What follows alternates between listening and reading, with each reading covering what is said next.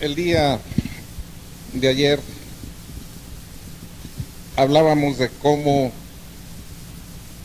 la muerte tiene tres características. Es cierta en su venida, eso es irrefutable, nadie lo duda. Es incierta en la forma de venir y en la hora. Y es única. Veíamos también cómo se puede presentar en las modalidades de muerte: la muerte natural, la muerte prematura, la muerte violenta y la muerte repentina, y explicamos en su momento cada una de ellas. Estoy nada más retomando para continuar hablando de la misma materia. En cuanto que la muerte es única, este es un grave problema, porque en esta muerte nos jugamos nuestros destinos eternos. En una sola carta nos jugamos la eternidad. El que acertó estar vigilante en su alma para el momento en que ella llega, él ya aseguró en un solo evento su gozo por toda la eternidad. El que falló descuidando, como las vírgenes imprudentes, las esposas imprudentes, el aceite de su lámpara, y llegó el esposo y las halló con la lámpara apagada, fallaron por toda la eternidad. En cuanto a la preparación de la muerte, la preparación de la muerte tiene dos posibilidades: una preparación remota, que es aquella de el que vive en estado de gracia santificante, la gracia habitual. Aquel que quiero dejar bien plasmado este mensaje en su corazón, en sus conciencias, en su mente. Aquel que ha formado el hábito responsable de jamás poner la cabeza en la almohada sintiéndose en pecado. No lo permitiera Dios jamás que nosotros, por no tener en cuenta esto que ahora digo, el día que tengamos que ir a la visitación que el Señor nos tiene preparados, a lo mejor nos acostemos pensando al día siguiente seguir con proyectos humanos y de realizar lo que rutinariamente hacemos, pero que a la hora que debiéramos levantarnos estemos ya en el infierno por alguna muerte inesperada, repentina o violenta, un terremoto, un infarto, un asalto, quién sabe qué circunstancias. Dice el Señor que si supiéramos el día de nuestra visitación seríamos santísimos. Si el dueño de casa supiera a qué hora llega el ladrón, no podía robarla, porque estaría él preparado. No sabemos el día ni la hora. Pues la preparación remota es la que todos nosotros debemos estar practicando. Si sientes que caíste en pecado, antes de que te encuentres con el confesor, haz un acto de contrición. Un acto de contrición perfecto. Así, si no llegara el momento, porque Dios así lo determine, de que te encuentres con el confesor, no pierdes tu alma. El acto de contrición, ya saben ustedes, debe ser por dolor y por amor. Por temor no sirve. Por temor solo sirve si hay un confesor. La acrisión solo se perdona con la absolución de un sacerdote. en ausencia de Él, solo una contrición perfecta. Y este es por dolor y por amor. ¿Cómo es esto? Es el sentirse exactamente igual que como se siente aquel que, amando a una persona y sabiendo que ha tenido toda la confianza de ella, se sabe responsable de haberle causado traición y lágrimas, y dentro de su conciencia, reconociendo el pecado grave que ha cometido con el ser amado, dice: miserable de mí, tanto que juré amarte y ahora soy instrumento de dolor. Y está dispuesto a pedir el perdón. Ese es el sentimiento que se debe sentir. Señor, tanto que dije con mis labios que te amaba, y mira cómo te estoy ofendiendo. Mira cómo te estoy clavando en la cruz. Si uno solo de los pecados que hemos cometido, el Señor no los hubiera pagado en su sacrificio redentor, ese pecado nos llevaría a la condenación. Pagó desde el primer pecado de Adán y Eva hasta aquel que cometa el último de los mortales que habrá de pisar el planeta Tierra. Se pagó por todos los pecados de la humanidad. Entonces significa que auténticamente los dolores que Él sufrió en su sacrificio redentor y en su muerte de cruz, yo se los estoy ocasionando.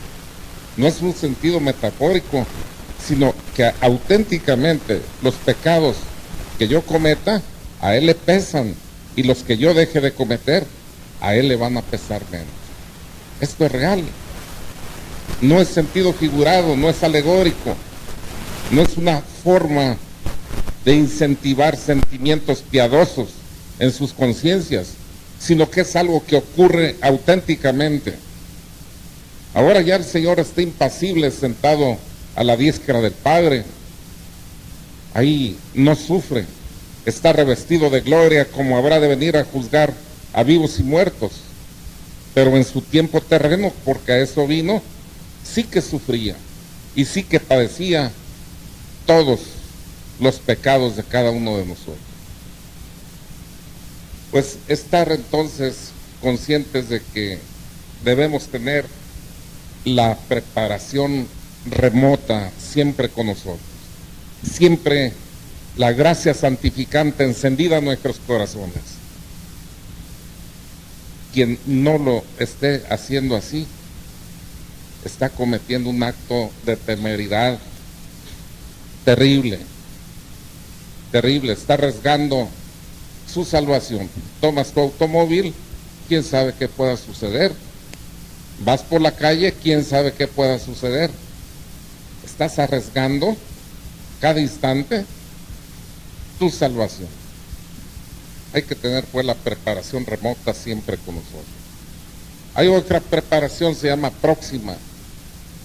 Esta preparación próxima es el tener los últimos auxilios en el momento de la muerte, el sacramento de la penitencia, el viático, la unción de enfermos, la bendición papal con la indulgencia plenaria. Y de la combinación de estas dos surgen 4 formas de morir, con preparación o sin ella, como van a ver.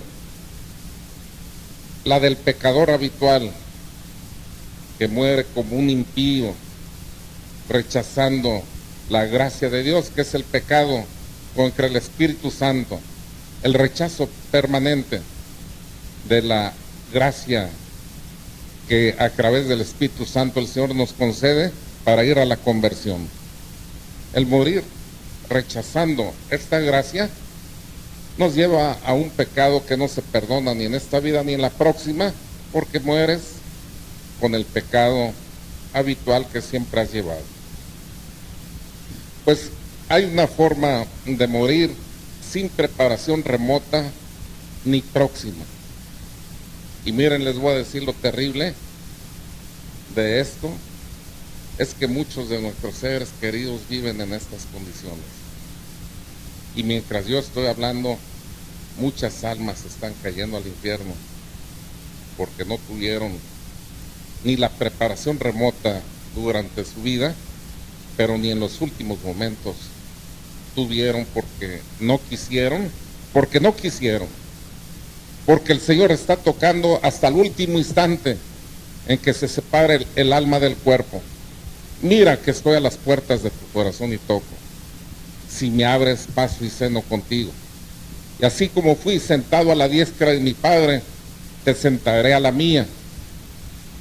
O sea, sigue continuamente reclamando nuestro amor al Señor hasta el último instante de tu vida. Nada más que sus llamados solo pueden ser respondidos de dentro, desde el fondo de tu corazón. Él no te puede hacer violencia. El que te hizo a ti sin ti no te puede salvar a ti sin ti. Tu corazón tiene una llave, tu voluntad tiene una llave que se abre de dentro. El Señor no te puede hacer violencia. Pues el que muere sin preparación remota ni próxima, pues no tiene ninguna posibilidad de salvarse.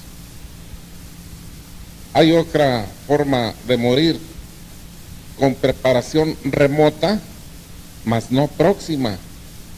Bueno, ya lo dije, el que tiene la preparación remota está siempre listo para partir. O sea, si por alguna razón Dios no le concede la preparación próxima, pues de todos modos no habrá problema.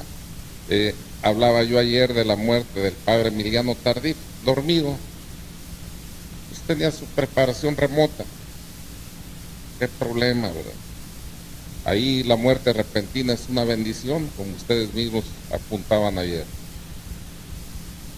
Hay otra forma de morir con preparación próxima, pero sin preparación remota. Aquí es donde se ve la providencia de Dios nuestro Señor.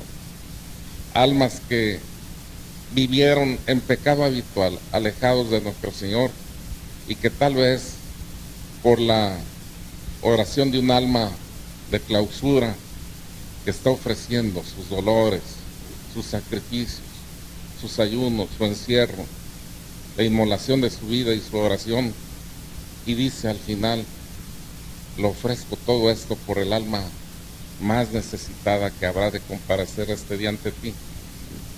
Le dio el premiado de la lotería, le está alcanzando gracias especiales a esa alma que vivió su vida sin preparación remota, pero que por la misericordia de Dios va a tener ese privilegio de los sacramentos de la penitencia y acaso hasta del viático y todos los demás auxilios espirituales.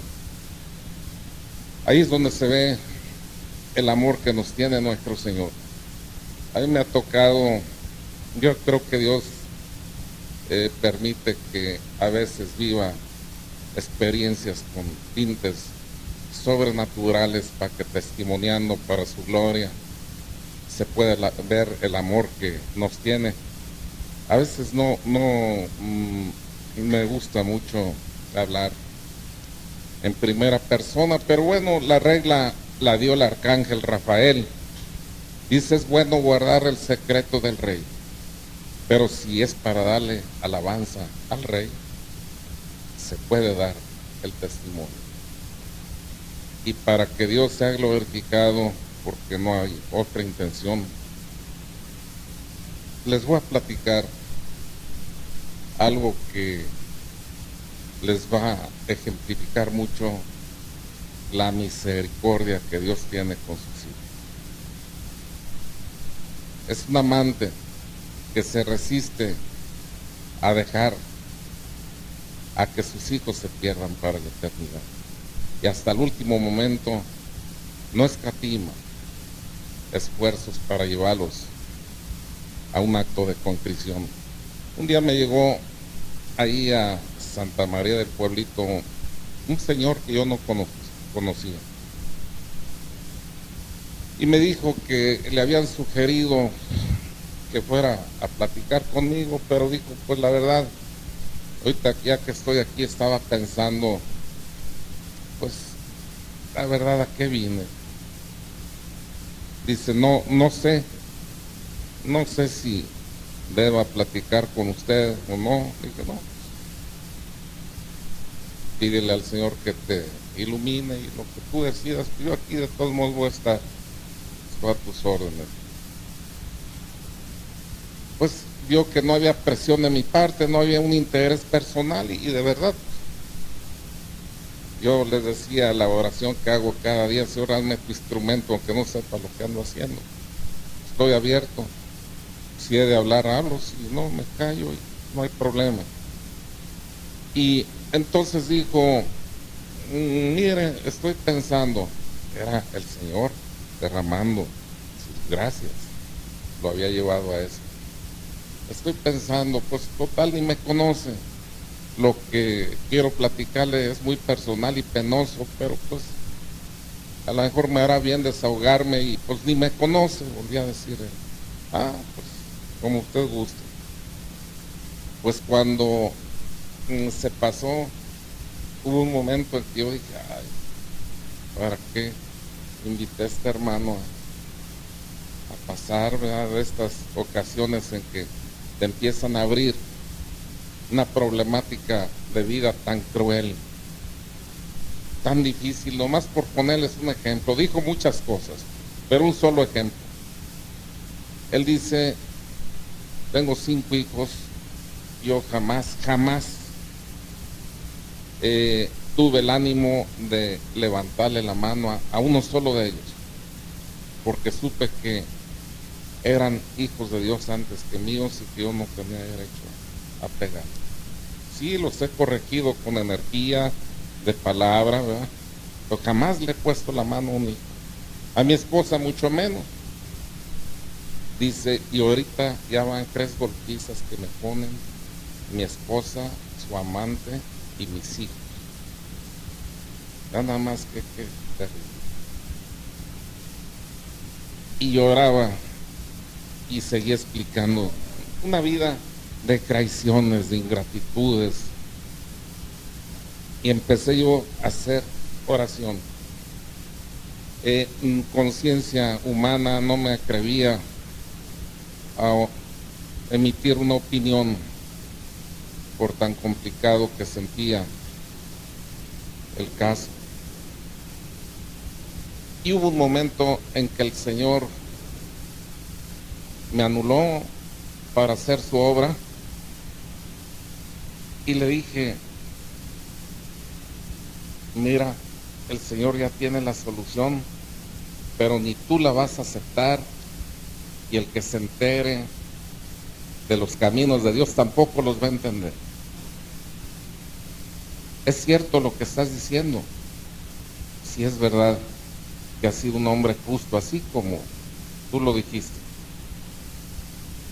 Pero hay valiente, hay cobarde, como dicen, hay valiente hasta que el cobarde quiere. Estás llegando a límites y el Señor no quiere que te manches las manos de sangre, menos de un hijo, menos de tu esposa, porque de víctima pasarías a victimario y arriesgas tu alma. No, el Señor ya te va a llevar. Haz una confesión urgente, no hay tiempo ya, tienes que hacer una confesión urgente. El Señor ya te va a llevar para no dejarte en las condiciones en que estás viviendo y sufriendo terriblemente. Y él se asustó y dijo, no juegue con esas cosas. No juegues tú con ellas. Yo ni te conozco. ¿De dónde crees que yo me voy a atrever a decir semejante cosa? No hay tiempo. Haz una confesión urgente. El Señor quiere recibir bien tu alma.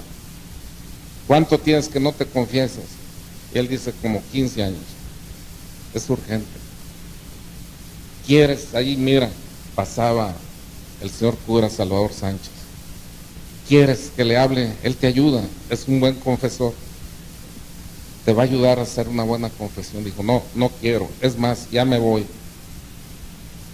Dice, mire, ya me arrepentí de haber venido aquí con usted. Dice, yo ya tengo la solución, me voy a ir a Tijuana, de ahí me voy a Los Ángeles con otro hermano, allá me quedo una temporada hasta que se tranquilicen las cosas y ya me vengo. Le dije, sí vas a ir, pero no vas a volver como piensas. Haz una buena confesión, por amor de Dios, haz una buena confesión. Y él dijo, no me voy a confesar. Y ya se iba, le dije, espera, ya vi que no te vas a confesar. Entonces, escucha al menos esto que te voy a decir. Es el bastión para alguien como tú. Cuando sienta la proximidad de tu muerte, pídele a la Virgen Santísima que te alcance una contrición perfecta. Él se quedó yendo y veía la fuerza que ponía yo en la palabra, acaso la desesperación por su resistencia. Y él me dijo, está bien, no se me va a olvidar. Y yo le dije, mira, dice San Bernardo, Señor, si tú por legítima razón, por causa de mis pecados, fueras a condenarme, pero si yo clamase pidiendo auxilio a tu madre, tú no me condenarías. La Iglesia reconoce a la Virgen Santísima como la omnipotencia suplicante y dice, bajo tu amparo nos acogemos, Santa Madre de Dios. Se pone la Iglesia en pleno bajo su amparo. Vimos en Caná cómo hizo que el Señor hiciera un milagro a destiempo, antes de su hora. El Señor no echaba una mentira piadosa, una mentira oficiosa. Auténticamente no era su momento de hacer milagros, pero ella, exhibiendo el engreimiento que exhiben las mamás cuando se saben amadas por sus hijos, dijo, hagan lo que Él les dice. Se expuso a la reprimenda, Él la dio por bien recibida. Mujer, ¿qué tenemos tú y yo que ver con esto? O sea, ¿qué nos importa a ti y a mí? No me estés lanzando a la guerra. No es todavía el momento que yo haga milagros. Y ella dice, hagan lo que Él les dice. ¿Se fijan? Pues captó el mensaje y se fue, y yo todavía hice que se devolviera, le di un abrazo, no se te olvide esto, y por amor de Dios haz una confesión. No la voy a hacer. Bueno, voy a pedir por ti y no se te olvide lo que te dije. Sí.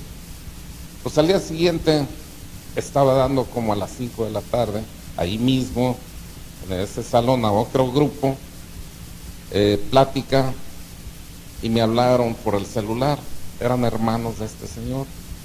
Dicen, oiga, ¿nos surge hablar? No, pues yo tengo mi tiempo ya muy lleno de actividad.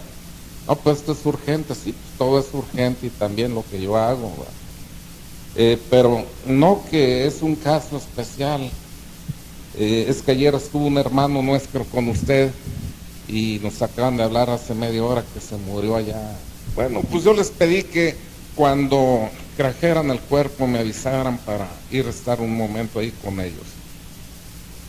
Pues cuando vinieron, como a los 8 días que trajeron el cuerpo, pude platicar con los hermanos que vivieron el momento de su muerte. Y dicen ellos que ya iban rumbo a frontera para pasar con el hermano de Los Ángeles, cuando al pasar frente al santuario de Guadalupe, o al templo de la Virgen de Guadalupe, les dijo, párense un momento. Y ellos todo pensaron, menos que se quería meter al templo, porque ellos mismos dicen que cuando se metió al templo, dijeron, no, pues ¿de cuándo acá, mano? Ni a misa va. Y se metió y duró un buen rato allá. Y luego fueron y lo sacaron. Oye, se está haciendo tarde, vámonos. Se salió y todavía pidió meterse un rato más. Espérenme otro poquito. Y se metió. Se tardaba y lo sacaron de nuevo. y cuando lo sacaron, dijo, ya nada más dejen despedirme. Bueno, si te vas a tardar, ya no vamos, no, nada más me despido. Se metió y efectivamente salió rápido y dijo, vámonos, ahora sí. Y dicen que cuando caminó una cuadra el carro de ahí, del templo, rumbo a la frontera, se le recargó a un hermano, murió. Yo tengo para mí, y esa ha sido un consuelo, y he dado alabanza a Dios y a nuestra Madre Santísima, que sintió algo, las presiones de la vida tan agitada que llevaba. Yo creo sintió algo en el corazón, algún desperfecto, y se acordó, si no te vas a confesar, al menos echa mano de este bastión, que es la Virgen Santísima. Qué casualidad que dicen los hermanos que iba y se postraba ante la Virgen Santísima, y ellos con asombro viendo una familia que no había sido educada en la fe, en la piedad. Y pues estoy hablando de la Virgen Santísima, pero sin duda de que nuestro Señor daba ese buen pretexto para que a través de su madre ese hijo no se perdiera. Qué bendición. Como ese, pues, ustedes y yo podremos dar más testimonio de casos como este, donde se ve la mano providente de Dios yendo al rescate de sus hijos para que no nos perdamos.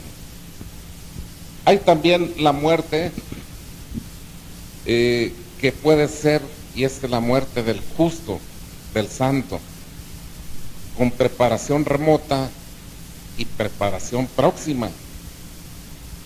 Yo a ustedes creo que les di en alguna plática el testimonio de lo que sucedía con la Virgen de Zapopan, de que les anunciaba la muerte a sus frailes, y que luego por alguna razón dejó de hacerlo, y que la comunidad franciscana pues está alarmada, ¿verdad?, por lo que eso sí pueda significar.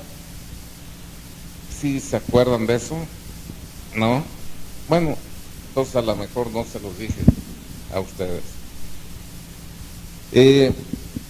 No saben desde qué fecha venía esto sucediendo, y terminó hasta creo que como en 1950, cuando estaban rezando los maitines en el coro, la comunidad que vivía ahí en el convento de Zapopan, se oía que se rompía el ciprés de la Virgen, la burbuja de cristal, y mandaban a una persona, a ver, vayan a ver si está roto auténticamente. Y llegaba el otro, porque se oía un gran estrépito, saltaban cristales por todos lados, un ruidajo grande. Y llegaba la persona y decía, no, está íntegro, está completo. Entonces decían, ya, es el primer aviso. ¿Quién es el enfermo? Pues que fulano de tal. Pues a prepararlo, la preparación próxima, ¿verdad?, una buena confesión general, el viático, la unción de enfermos, pues ahí en su cama, y ya la comunidad en pleno despidiéndose del enfermo, a veces sí ya enfermos graves, ¿verdad?, pero que tenían conciencia de que estaban desfilando sus hermanos, ofreciendo su oración y también pidiendo su intercesión cuando estuviera ya en el cielo. Y esto vino sucediendo sin fallar. El segundo aviso era ya el toque, 3 toques en la puerta del Padre Guardián, y él sonaba la campana, acaba de fallecer nuestro hermano, y efectivamente Iván acababa de morir. Qué delicadeza de nuestra madre, qué regalo a estos hombres que se esforzaban por llevar una vida con preparación remota, cómo les propiciaba con signos sobrenaturales el que se acercaran a la preparación próxima. Y luego llegó a suceder, dicen que en una ocasión se oyó el primer aviso que se rompió el ciprés y preguntaron, ¿quién es el enfermo? Pues nadie. Ah, ese día dicen que padre con padre y todos confesándose. Faltaron confesores. Y al día siguiente se levantó todo el mundo revisándose quién falta. Fulano, están, pero no todos aquí están. Oye, pues allá habrá fallado ahora el aviso de la Virgen. Y ya se estaban disponiendo a irse cada quien a sus actividades cuando suena la campana el padre guardián. Acaba de morir nuestro hermano. Y dice, no, padre, no, pues si tuvimos toda la precaución, amaneció y empezamos a contarnos, todos estamos completos. Pues el aviso llegó, los 3 toques, y estaban todavía discutiendo que podía ser un equívoco, cuando vienen corriendo 2 frailes, de los que fueron a tocar las campanas. Los albañiles dejaron unas tablas y como era medio oscuro, tiempo en que sale tarde el sol, no se dieron cuenta, se movió y uno se fue hasta abajo. Siempre el aviso llegó con oportunidad. Y ya que estoy tocando esto, la lucha no debe descuidarse sino hasta el final. Miren qué terrible es lo que les voy a decir. Un día llegó el primer aviso, ¿quién es el enfermo? Fulano. Quiero que sepan que mandaban aquí a Zapopan, como la provincia de Jalisco y de Santiago, abarca varios estados. Entonces de todos los estados que pertenecen a esta provincia, los mandaban a los enfermos para que tuvieran el privilegio del aviso. Ven qué hermoso. Pues sucede que llegó el primer aviso, el segundo aviso y muere el hermano y se celebra una pequeña fiestecita entre los franciscanos cuando muere un hermano, porque significa que tenemos un intercesor más en el cielo pidiendo por nosotros, y más cuando está muriendo en estas condiciones. Pues la fiesta consiste en tostadas con frijolitos y colecito y salsa, agua de Jamaica o tamarindo, en fin, cosas sencillas. Pues estaban en su fiestecita cuando llega corriendo el padre guardián, dice, suspendan todo. Se me acaba de aparecer nuestro hermano fallecido y dice, padre guardián, dígale a mis hermanos que suspendan el festejo. No hay nada que festejar. Estoy sufriendo terriblemente por toda la eternidad. Vean qué espantoso. Tuvo el primer aviso para que pusiera sus cuentas al día con el Señor. Miren qué astuto es Satanás. ¿Acaso si era un hermano tenido en olor de santidad, oye, ¿cómo vas a confesar ese pecado? Fíjate con qué opinión se va a quedar en el último momento el confesor de ti. No va a hacer juicio. ¿Quién sabe? ¿Quién sabe? Estoy conjeturando. Pero lo que quiero decir, el mensaje hasta el último es la lucha. Viene la muerte clínica y esa no es la muerte real. La muerte real viene a los minutos o las horas. En términos generales se dice esto, que los que han muerto por una enfermedad desgastante, en pocos minutos se desprende su alma del cuerpo. El que muere de muerte repentina o muerte violenta, en 2 o 3 horas se desprende el alma del cuerpo. Yo quiero darles este testimonio de este regalazo que Dios me dio. Yo dije ayer que Dios me permitió asistir en el momento de su muerte a mi padre y a mi madre, en paz descanse. Pues también me concedió otra gracia.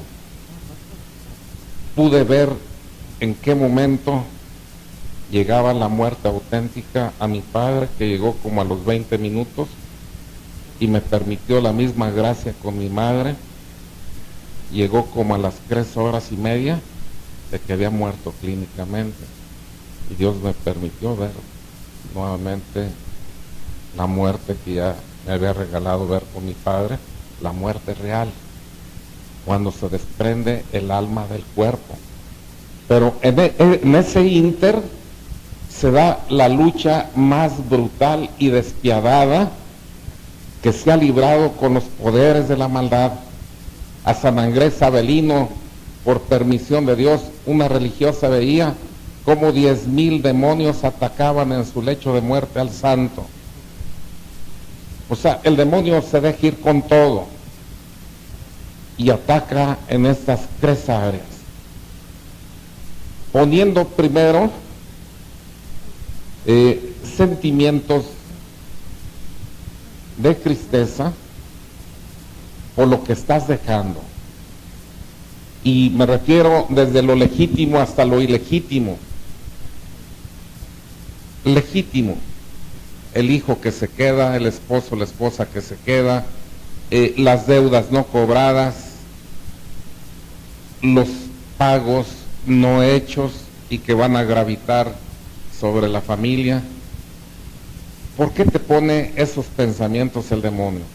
Para que quemes los últimos instantes de tu vida en las preocupaciones del mundo, y te sorprenda el momento de la muerte real todavía en la actividad de mundo. El que ya está preparado para esto: Señor, si son los hijos mi preocupación, antes que hijos míos son tuyos. Los cuidados que haya tenido hacia ellos en su educación, en su formación, tómamelo en cuenta en el momento que comparezca ante tu tribunal. Lo demás, perdóname. Ya, ahí quedó. Que las deudas, los cobros, Señor, tu providencia actuará en beneficio de los pagos que yo no realicé. En fin, o sea, dejar en manos de Dios y elevar tu mirada a Dios. El segundo ataque es el que veas, fijes tu mirada en los pecados más terribles que has cometido, para que pierda la esperanza de tu salvación, y te hace ver, te hace sentir, pues sí, ahorita estás diciendo: Señor, perdóname, pero ve lo que hiciste, hipócrita. ¿A poco crees que esas palabras te valen? El que ya está preparado para ese momento dice: Señor, grande es mi pecado, pero más grande es tu sangre redentora. Mi pecado es finito, mientras que tu sangre es infinita. Y yo confío en tu perdón, porque me hiciste conocer el corazón del Padre. Me hablaste del hijo pródigo, de la oveja perdida, de la moneda perdida, y sé que veniste por mí. Se acabó. Todavía el último ataque que va a lanzar: la incertidumbre del perdón. No, pues juégatela. Pues ya estuviste ahí pidiendo perdón, pero ahora vas a ver la reacción del que debe perdonar. El pedir no empobrece, ¿verdad? La incertidumbre del perdón. Es el momento de echar mano de la Virgen Santísima. Virgen Santísima, si mi arrepentimiento corresponde a una contrición imperfecta, alcánzame los sentimientos con tu intercesión, para que ésta sea perfecta y salve mi alma. Se acabó. Hay que entender pues que el momento cuando alguien muere no es para estar soltando lágrimas. Si no alcanzó a tener preparación próxima esa persona, hay que correr. Me daba el testimonio, por el sacerdote, me daba el testimonio una jovencita como de 15 años en San Pedro Tlaquepaque, y me decía: cómo agradezco a Dios el haber estado aquel día que usted habló de la muerte. Dice: como a los 15 días que usted tocó ese tema, estábamos mi padre y yo, y tocaron a la puerta, y yo iba a salir y dijo, no, déjame, yo abro, hija. Dice, y al salir, abrí la puerta, oí disparos. Y entonces no daba crédito, fue aquí en la casa, y salí, y estaba mi padre muerto, lo mataron instantáneamente. Entonces me acordé de lo que usted decía, que no había que perder tiempo, había que ir por un sacerdote para que auxiliara a esa alma que todavía estaba presente, luchando en una lucha brutal por su salvación. Y entonces le dije a una vecina que venía ya a auxiliarnos, le encargo a mi padre y ahorita vengo. No, pues ¿cómo vas a dejar a tu padre así? No, voy por lo que es más importante. Y dice que ella tomó el tiempo desde el momento de las detonaciones hasta que llegó el sacerdote, debió estar muy próximo de donde vivían, como 20 minutos. Y dice que le dio la absolución, bueno, pues condicionada obviamente por si todavía estaba el alma ahí, le dio la unción de enfermos, y dice ella que fue algo maravilloso porque de tener un rictus de espanto y de dolor en su rostro, en cuanto le pusieron la unción de enfermos, dice que dibujó una expresión de paz y hasta una sonrisa.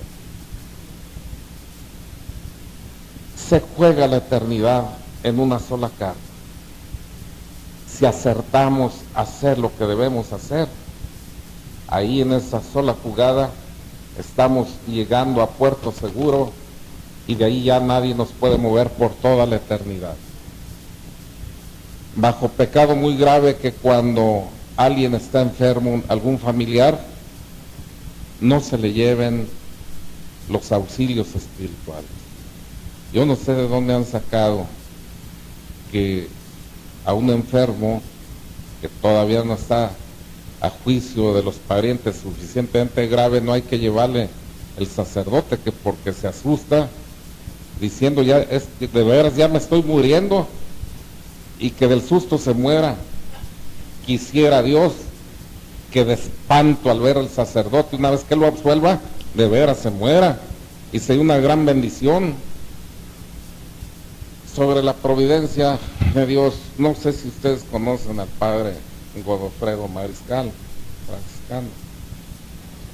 En una ocasión, Godofredo, hermano de él, atropelló a una persona y se baja. Pues él pensó que era una cosa simple, pero como él iba al cerro en la bicicleta, se proyectó contra el machuelo de la banqueta, hundimiento del cráneo, y llegó y dice, soy sacerdote, te pido perdón por lo que acabo de provocarte, pero soy sacerdote, ¿quieres confesarte? Y el otro dice que sí, y medio arrastrada la lengua, si hace una buena confesión, lo absuelve, llevaba la unción de enfermo, se lo pone, y llega la ambulancia, se llevan al otro y se les muere en el camino, y al padre pues se lo llevan a los separos, ¿verdad? Ahí mientras se hace el papeleo y se ve la situación en que queda, salió bajo fianza, ¿verdad? Pero fue y se presentó, supo dónde tenían velando el cadáver, y llegó con lágrimas con la familia, dice, soy un sacerdote, ¿verdad?, católico franciscano, y yo fui el que les causé este dolor que están viviendo. Yo lo atropellé, y aquí estoy para ver qué disponen, qué vamos a hacer, al margen de la situación legal en que ya estoy comprometido. Y empezó a explicarles cómo se bajó de inmediato, cómo se confesó esta persona, cómo le puso la unción de enfermos, y para su sorpresa, la mamá del difunto fue y lo abrazó y dice, padre, qué cosa tan grande, qué regalo tan grande le dio Dios nuestro Señor a mí. Yo con lágrimas le suplicaba, hijo, Dios te puede sorprender un buen día en un accidente, una muerte repentina, y así, resistente a la gracia como estás, de que no te quieres confesar, se pueda perder tu alma. Y si diario le pedí a Dios, y mire nada más, el regalo que me dio Padre, qué bueno que Dios recogió a mi hijo en esas condiciones. Una mujer de fe, una Mónica cualquiera, ¿verdad? Vean pues, qué delicado es el momento de la muerte y que no siempre lo reflexionamos, que en un instante jugamos la eternidad. La muerte del cristiano es hermosa porque es morir en Cristo, esto es con la gracia santificante, morir con Cristo, esto es con el viático. Qué hermoso encontrarnos con aquel que nos ha de juzgar unos momentos después como un entrañable amigo, al que hemos amado y con el que nos estrechamos en un abrazo de amor para luego sentir que nos lleva Él mismo ante la presencia del Padre, porque pues se muere con todos los auxilios espirituales. Entonces morir con Cristo y morir como Cristo, esto es diciendo lo que Él dijo: todo está consumado. El poder ver que no escatimaste esfuerzo ni en la relación conyugal, ni en la formación de los hijos, ni en tu trabajo, ni en nada que el Señor hubiera solicitado. Fuiste dúctil a lo que Él te estuvo poniendo enfrente durante tu vida. Sentir que tienes todo cumplido, esa es una muerte hermosa, es la muerte sin duda del santo. Estoy hablando de la muerte. Dicen que a Santo Tomás de Aquino le preguntaron un día: oiga, padre, ¿teme usted a la muerte? Y él dice: no, que le voy a temer. No, dice, para nada. Dice, pero lo que sí me estremece y me aterra es lo que viene después, que es el juicio. Dice, porque esa es la aduana de Dios y ahí no se pasa ni el más pequeño acto sin que sea enjuiciado. Dice, eso sí me estremece. Miren nada más quién lo decía.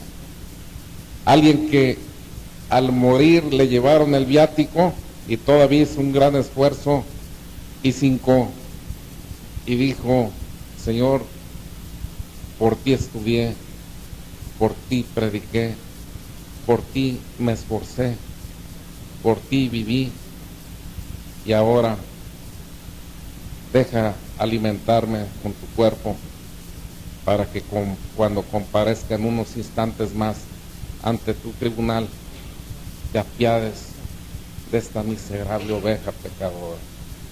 Dice nada más quién lo estaba diciendo, pero miren nada más la gracia que Dios le concedía. Pues él dice, lo que sí me aterra es el juicio de Dios. Y nosotros vamos a tener dos juicios. Uno personal particular. ¿Por qué? Lo explica también Santo Tomás de Aquino. Porque somos individuos y actuamos en forma personal. Desnudos como salimos del vientre de nuestra madre, así vamos a comparecer ante el tribunal de Cristo solo con nuestras obras. Ahí no hay subterfugios legales. He aquí el hombre y sus obras. Y dice también Santo Tomás de Aquino, y hay uno universal, público, solemne, porque también somos parte de una sociedad y le hemos influido para bien o para mal, o dando escándalos o elevándolos para que conozcan a Dios. Entonces va a haber un juicio público. Esa es la razón de estos dos juicios. Desde luego, por más espectacular que sea el juicio universal, porque va a estar precedido de un evento inédito, sin parangón. O sea, el que los muertos resuciten para comparecer ante el tribunal de Cristo, que se levanten del polvo. Pues a pesar de esta espectacularidad, el juicio que es determinante es el juicio particular, porque ahí se sella la muerte, la suerte del alma por toda la eternidad. Hay que considerar, hablando del juicio particular, estas 5 cosas que voy a ir explicando paso a paso. Primero, ¿cuándo se celebra el juicio particular? Ya dije, inmediatamente después de la muerte real, que no es la muerte clínica. De hecho, los que dan testimonio y escriben y se hacen libros de muerte después o vida después de la muerte, gente que habiendo muerto luego regresó a la vida, pues estaban en esta condición de latencia, no se había desprendido su alma del cuerpo, que si eso hubiera sucedido, pues solamente mediante un milagro, ¿verdad?, venido de un santo, Dios hubiera concedido esa resurrección. No, cuando muere alguien equivale a cuando se apaga un cirio. Se fijan que queda la mecha humeando todavía, está el pabilo encendido. Hay posibilidad que por alguna razón luego vuelva a combustionar, vuelva la llama. Eso es lo que sucede con los que han vuelto después de la experiencia de la muerte. Pero cuando se apaga ese pabilo, se acabó. Esa es la muerte ya real. Donde cae el árbol, dice la Escritura, ahí se queda. Y también lo lógico es pensar que hacia donde está inclinado el árbol, cuando el leñador le mete el hacha, hacia allá caiga. Nada más que acuérdense que lo que para el hombre es imposible, para Dios es posible. A veces esa lógica humana no funciona por la misericordia de Dios, pero no se puede estar jugando con la gracia. Dicen que alguien decía, Dios es tan bueno que con una palabra que diga yo, al final me salvo. Y dicen que murió de un avionazo y la palabra que dijo es, ya nos llevó. Cuando entonces se celebra el juicio, inmediatamente después de la muerte real. ¿Quiénes van a ser juzgados? Pues lo dice la Escritura, que Dios juzga tanto al justo como al pecador, en Hechos 17, 27, 28. Y sabemos también que se muere una sola vez por los que han oído de la reencarnación. No, la palabra de Dios dice, fue dado a los hombres morir una sola vez, después de lo cual viene el juicio. No hay otra posibilidad. Con eso están llevando a las almas a la condenación. Pues ¿para qué quieren convertirse? Si voy a venir a pagar un karma, pues ahí me echo a la centeava vuelta, al fin que aquí me la paso bien, pues ya me porto bien a ver si llego allá. Cuando comparezcas ante Cristo y que te des cuenta que no hay otra posibilidad, ¿qué le vas a decir? Pues es que a mí me dijeron, y él te va a decir, y yo te dije, a nadie llames maestro, el maestro ya vino y soy yo. Entonces tú quisiste ir en pos de falsos profetas que te había advertido, pues que ellos respondan de tu suerte. Entonces, una sola vez se muere y después de eso viene el juicio. Ahora, en cuanto al juicio particular, ¿dónde se celebra? ¿En dónde está Dios? Con el padre Ripaldo en su catecismo decía, en el cielo, la tierra y en todo lugar. Como el pez vive en el agua, estamos nosotros inmersos en el Señor. ¿Qué significa esto? A veces pensamos que en el momento de morir salimos como Superman a través de la ventana y que vamos pasando las galaxias hasta llegar al Señor. No, ahí bajo las ruedas de un camión, en el lecho donde moriste, ¿verdad?, en el fondo del mar si te ahogaste, donde haya venido la muerte real, ahí se lleva a cabo el juicio. ¿Y cómo es este juicio? Miren, cuando viene la muerte real, se desprende el espíritu de la materia, y una vez libre de la pesadez de esta, lo primero que ocurre es que puede ver su propia sustancia espiritual. Como ahora se puede ver frente al espejo, por primera vez va a conocer esa sustancia espiritual y se va a dar cuenta que piensa con la misma rapidez que los ángeles, por locución, puesto que es un espíritu también. No sé si habrán oído algunos de los últimos programas que he estado hablando sobre ángeles. Ahí hablaba del Evo, que es el tiempo de los ángeles, que nada tiene que ver con el nuestro. Para ponerles un ejemplo, ¿en qué tiempo haremos una multiplicación de 10 dígitos por 10 dígitos, el promedio de nosotros? ¿Cuánto tiempo nos llevará una multiplicación de eso? 10 minutos, dijeron para allá. ¿Cuánto?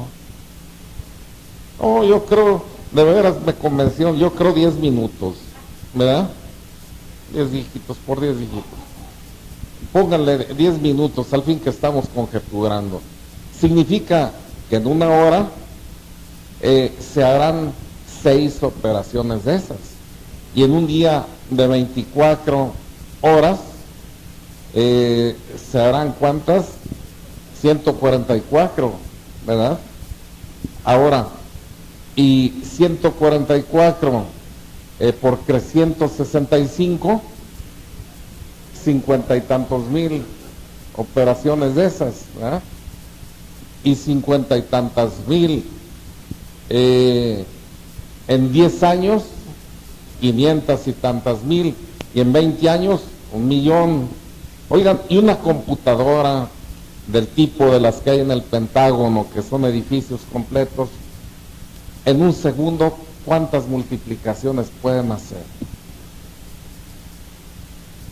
¿Millones? ¿Qué piensan? Pues para seguir conjeturando, vámonos dejando en un par de millones por ponerle número, ¿verdad? Pues ¿saben qué? Un ángel es más rápido que esa computadora. Significa que si a nosotros nos lleva a hacer ese número de multiplicaciones que dijimos, 20 años a una computadora, un segundo, a un ángel es un instante.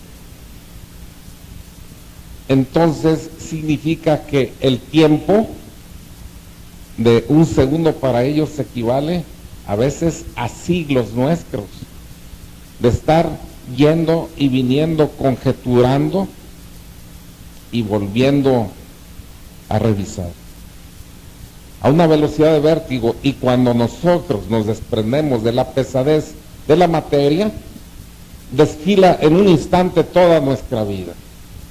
Y aunque viéramos 100 años con detalle, no podríamos agregar nada más de lo que en ese instante se puede ver. O sea, no se ve nada, no van a ver enfrente a nuestro Señor ahí con cara de disgusto por las ofensas, no. A tu ángel guardián, no. Estoy hablando cuando ya compareces ante el juicio. Antes sí. Ahí está la Virgen intercediendo, tu ángel guardián. Por ahí hay un santo franciscano, no me acuerdo quién es, pero se le permitió ver el juicio de un alma antes de comparecer ante el tribunal de Dios. Ya cuando se comparece, nada más el Señor y ella. Y dice este santo que oyó cómo eran convocados el santo de su nombre y el santo de la Virgen Santísima misma estaba intercediendo. O sea que ahí está la lucha por la salvación, ¿verdad? Pero vuelvo a repetir, el que permanece resistente a la acción de la gracia, de todos modos va a quedar así, si no, no hubiera gente que se condena. Bueno, y dice este santo, que era un momento solemne y había un silencio que hería los oídos. Y hubo un momento en que todavía se hizo un silencio más espectacular, y en eso rompió una voz acronadora el silencio y dijo: el juicio de esta alma no se va a celebrar, la sentencia ya está dada, porque esta alma en su vida jamás juzgó y no será juzgada. ¿Qué no es palabra de Dios? No juzguen y no serán juzgados. Una virtud grande, y el Señor siempre cumple su palabra. Pero cuando se comparece ya al juicio, ahí el alma que ve solo sus actos. Y en una locución, en un mensaje intelectual, le llega la sentencia de nuestro Señor. Y se da cuenta que es una sentencia inapelable por dos razones. Porque es el supremo tribunal, arriba del Señor no hay nadie. Ahí no hay apelaciones a un tribunal superior. Quien dicta la sentencia es Dios mismo. Y por otra razón, porque los juicios de Dios son justísimos, exactísimos. Entonces el alma se da cuenta que la sentencia que le están dando es inapelable. Y no le van a señalar el alma el camino. Esto lo explica Santo Tomás de Aquino con esta analogía. Dice: igual que los elementos más livianos que el aire se elevan y los más pesados caen, el alma es impulsada por los pecados como un imán a un sitio exactísimo, sin que nadie le muestre el camino, mientras que las que mueren en estado de gracia santificante ascienden y saben a dónde ir. Ahora, ¿qué se va a ver en el juicio? Esto es algo terrible. Se van a ver los actos externos, todos los actos. Aquellos que hiciste en lo oculto cuidándote de las miradas de los demás, van a estar. Porque cuando se desprende el alma de la pesadez de la materia, igual que ves tu propia sustancia, sin ver a Dios, sientes su mirada. Y te sientes prisionero de ella, porque te das cuenta que jamás se apartó de tu lado y estuvo registrando hasta los más pequeños actos, que es a lo que se refería Santo Tomás de Aquino. Entonces todos los actos ocultos que hiciste, haya luz o haya sido sin luz, aparecen con toda nitidez y con toda claridad. ¿Qué otra cosa van a ver? Van a escuchar todas las palabras pronunciadas. Hay buenas cosas, hay oraciones, hay alabanzas, hay buenos consejos, pero también hay falsos testimonios, hay murmuraciones, hay malos consejos, hay críticas, hay muchas cosas. Todo eso va a aparecer sin que quede omitido nada de lo que hayas expresado. ¿Qué otra cosa se va a ver? Se van a ver con toda claridad y experimentar los sentimientos, deseos y pensamientos que llevaste. Todas las desviaciones del corazón van a aparecer tal como se dieron. O sea, nada escapa al juicio de Dios. ¿Qué otra cosa se va a ver? Ahí se va a ver lo que debiendo hacer no hicimos, las omisiones, todo lo que pudimos hacer en beneficio del prójimo y que no lo hicimos. Y miren qué terrible, se van a ver también las almas que por falta de esa asistencia se perdieron también. Entonces, aunque tu alma no se perdiera, va a ser algo terrible el ver que sí hubo quien se perdió por no haber cumplido, a veces por respetos humanos. Con los hijos a veces somos muy tolerantes, ¿verdad? Oigan, pónganse a pensar esto. Pues ¿qué no puso nuestro Señor una barrera natural para proteger su intimidad con el pudor? ¿Qué hacemos los padres? Empezamos a levantarles las faldas a las niñas desde pequeñas, se les forma el hábito, después las conservan así, rompen esa primera barrera del pudor. Y a veces el padre o la madre no se enfrentan a los hijos por respetos humanos o por temor a la reacción. Todo eso, esas omisiones van a aparecer ahí. ¿Qué dice la palabra de Dios? Sí cuando es sí, no cuando es no. Lo que no venga así no viene de Dios, sino de Satanás. O sea, tienes que estar elevando la voz. Cuando el Padre corrige, es Dios mismo el que habla a través de él. Los hijos, antes que hijos nuestros, son hijos de Dios.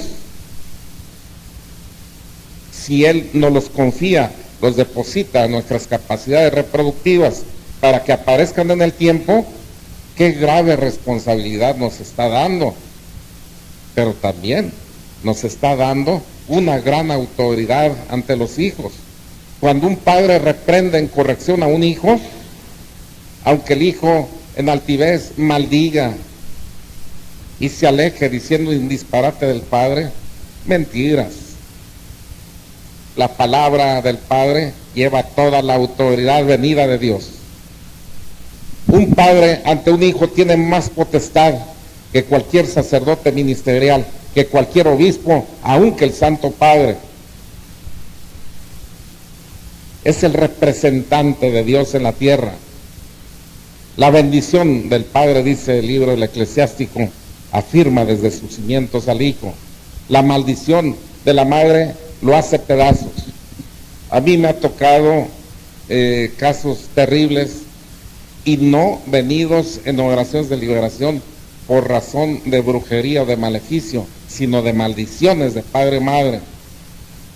Que de la boca de un padre y de una madre siempre salga bendición, porque cuando sale una maldición por razones legítimas, hace pedazos al hijo. Hay que quitar el hábito de estar amenazando y maldiciendo a los hijos en el nombre de Dios.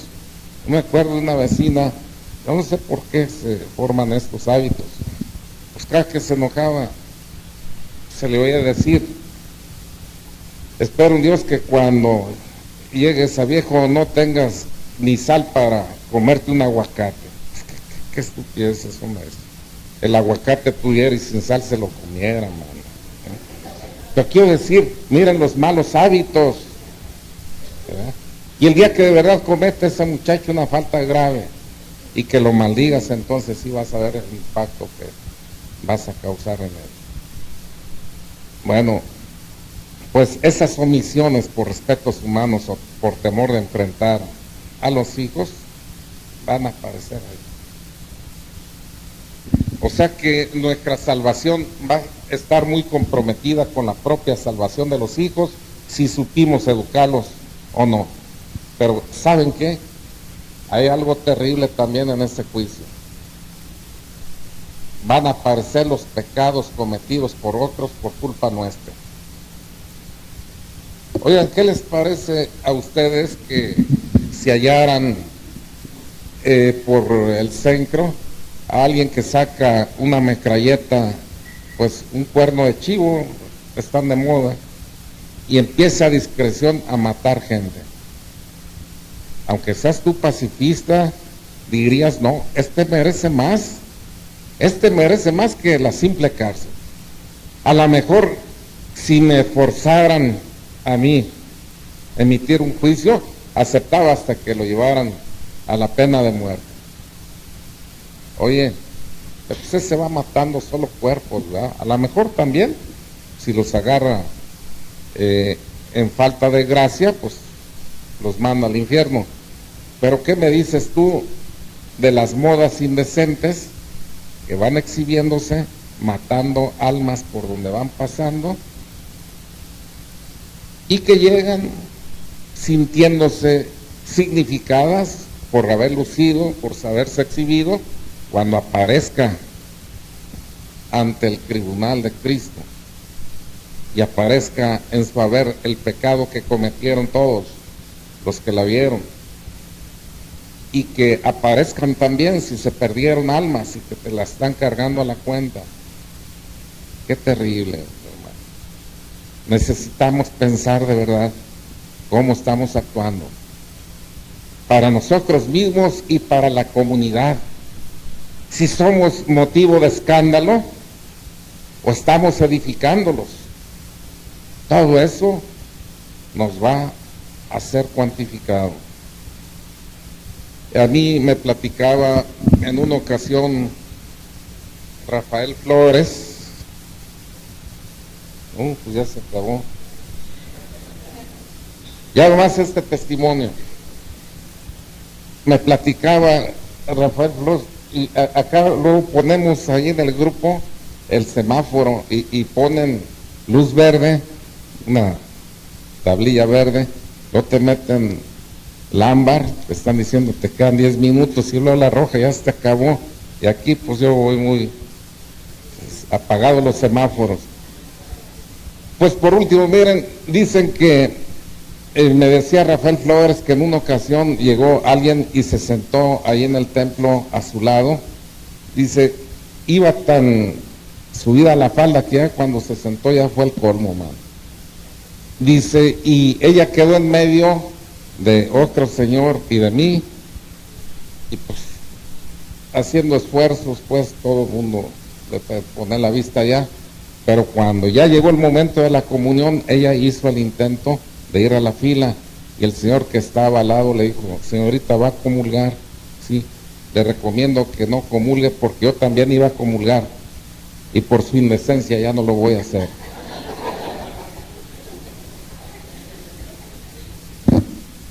Bueno, pues, híjole, hay tanto que hacer, pero quiera Dios nuestro Señor, que en este intento humano donde piensa uno que deja muchas cosas, por decir, el Señor, que es el que nos ha convocado, haga su obra, porque hacemos las cosas según el modo y gusto de Él, no el nuestro, y que Él, con su Santo Espíritu, toque los corazones y saque el fruto de todo que esto yo he expuesto, para que como un traje a la medida saquen el aprovechamiento que Él quiso darles al convocarlos este día. Que Dios los bendiga.